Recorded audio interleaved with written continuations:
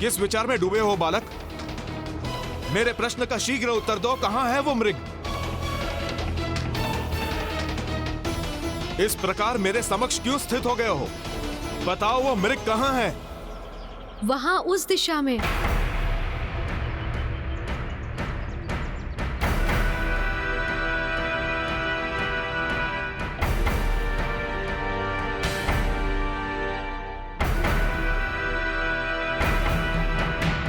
मैंने जैसे सोचा था, बालक नंदी ने बिल्कुल वैसे ही किया। उसने यमराज से असत्य कहा।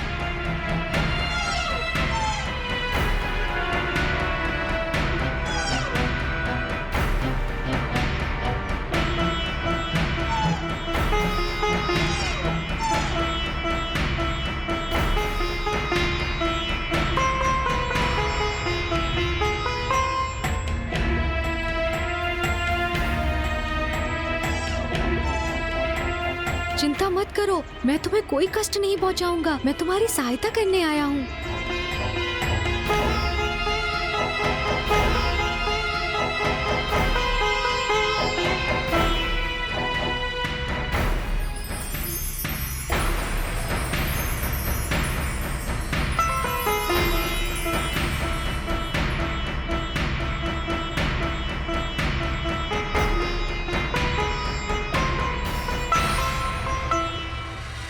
तो तुमने असत्य कहा मुझसे।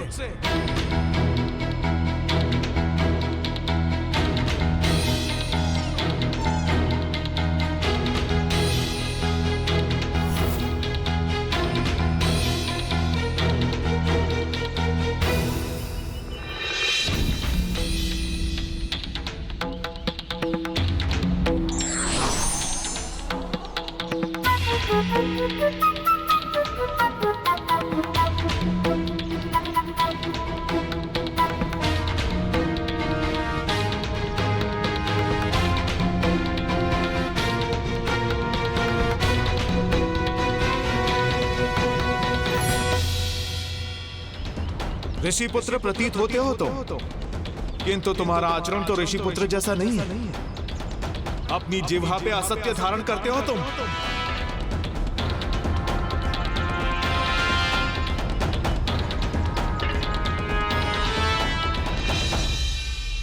आखेटक, आप हमारे लिए आखेट करने आए थे ना? तो फिर यहां आप इस कोमल बालक पर क्रोधित क्यों हो रहे हैं? आप जिसे कोमल बालक पुकार रहे हैं ना राजन, वो मिथ्या वचन कहने वाला कपटी और अधर्मी बालक है। असत्य तो आप कह रहे हैं आखेटक महोदय, मैंने कोई अधर्म नहीं किया। देखिए देखिए, पुनः असत्य कह रहा है ये बालक। मैं तो आखेट रूपी मृग के पीछे पीछे यहाँ आया था, किंतु इसी ने मुझे भ्रमित कर दिया, दूसरी दिशा में भेज दिया, जबकि ये मृग इसी के साथ यहीं था। बालक, तुम ऋषि पुत्र हो और असत्य कहने से पहले तुमने तनिक भी संकोच नहीं किए। प्रतीत होता है तुम्हारे गुरु ने तुम्हारी शिक्षा में तुम्हें अधर्म का पाठ सिखाया है। किसी निर्दोष जीव की रक्षा के लिए कहा गया असत्य अधर्म नहीं, अपितु धर्म होता है, क्योंकि धर्म कर्म से तो प्राणियों की रक्षा होती है। इसीलिए ऐसा सत्य जिससे किसी प्राणी को हानि पहुंचे, वो भी अधर्म ही है।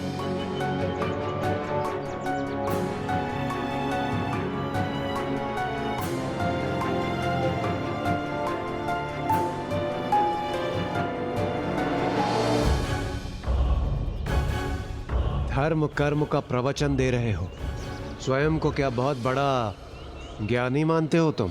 मैं जो भी हूँ राजन, किंतु मैं आपके समक्ष प्रस्तुत हूँ। आप मुझसे पूछिए कि आप क्या प्रश्न करना चाहते हैं। यदि मैंने उचित उत्तर दिया तो आप में से कोई भी इस मृग को हानि नहीं पहुंचाएगा। इतना दम्भ है तुम्हें अपने ज्ञान पर? उचित, मुझे तुम्हारी चुनौती स्वीकार है। मुझे मात्र 33 कोटि देवताओं के नाम ही बता दो।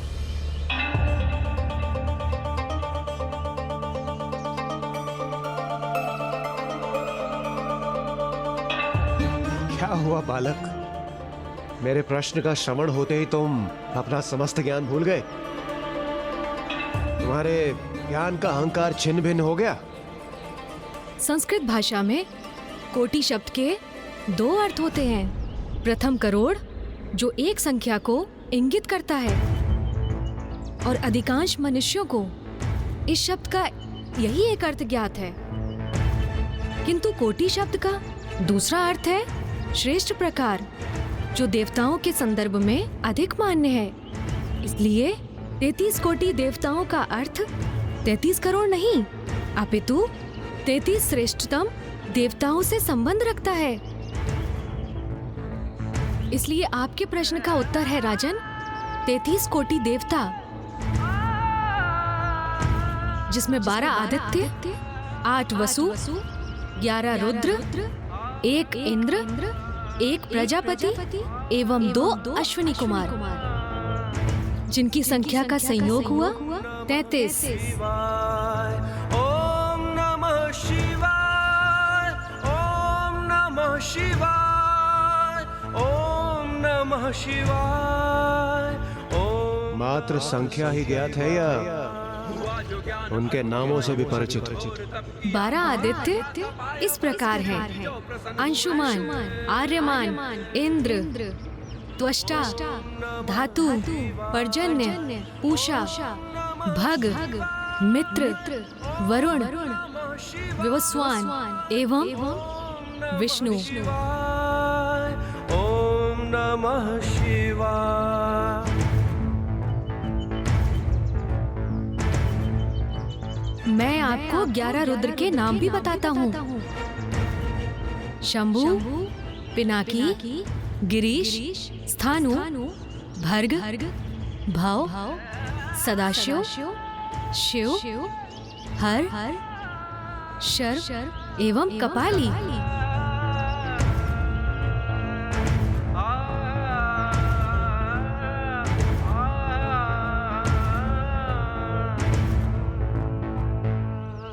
मात्र नाम कंठस्थ कर लेने से कोई परम ज्ञानी नहीं बन जाता बालक।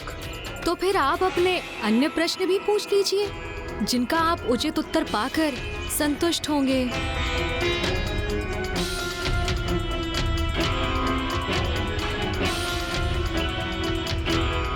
तो ये बताओ, स्त्री और पुरुष के मध्य अधिक श्रेष्ठ कौन है? स्त्री अर्थात माता आदिशक्ति, एवं पुरुष अर्थात जगत पिता शिव। संसार की उत्पत्ति में दोनों का ही समान योगदान था, इसीलिए दोनों ही श्रेष्ठ हैं।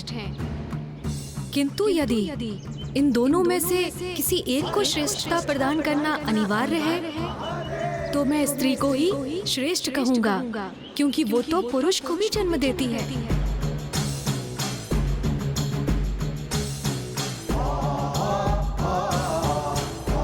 शिशु के रूप में पुरुष को अपने गर्भ में 9 मास धारण करती है, प्रसव की पीड़ा सहती है, इसलिए नारी ही अधिक श्रेष्ठ है। और इसीलिए पति की अर्ध पूजा का फल पत्नी को भी प्राप्त होता है। समस्त देवताओं को माता के गर्भ से ही जन्म लेना होता है।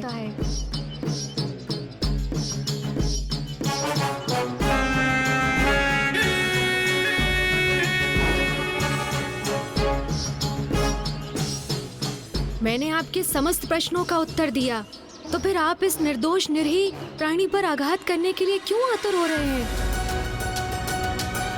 मेरा आपसे अनुरोध है, इसे कोई हानि ना पहुंचाइए। आखेटक हूं मैं, और आखेट करना मेरा धर्म है। राजन को मृग प्रदान करने का मैंने वचन दिया था, इसलिए हट जाओ मेरे मार्ग से।